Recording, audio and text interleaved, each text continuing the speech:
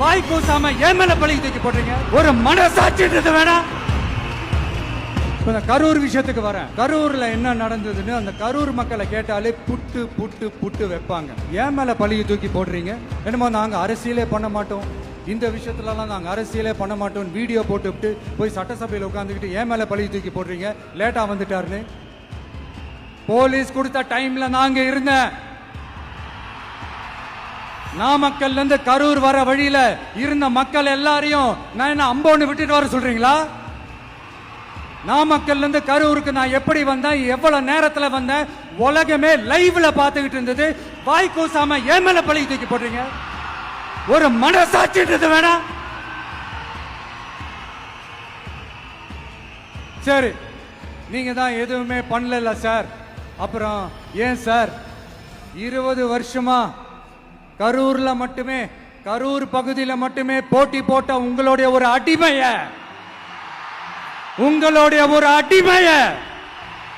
ஏன் கோயம்புத்தூர்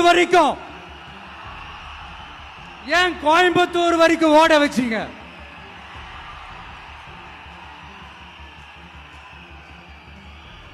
அதனால மக்களே,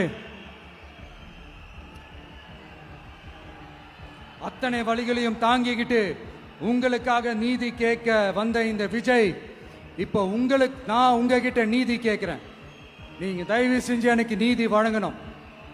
எப்படி வழங்கணும்?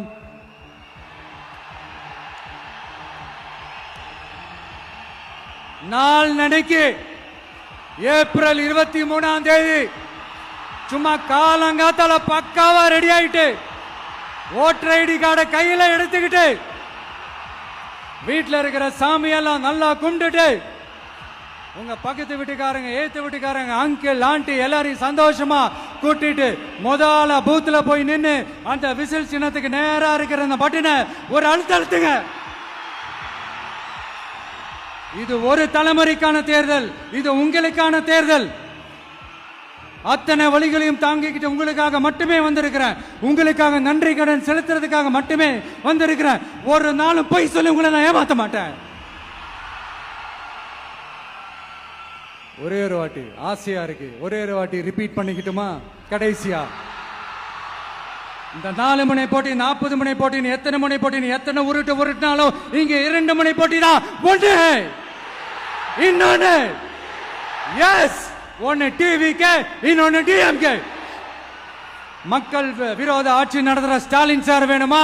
மக்களை நேசிக்கிறவங்க விஜய் வேணுமா? அவ்வளவுதான் இந்த எலெக்ஷனு. அதனால உங்க பிள்ளைக்கு, உங்க மகனுக்கு, உங்க அண்ணனுக்கு, உங்க தம்பிக்கு, உங்க விஜய்க்கு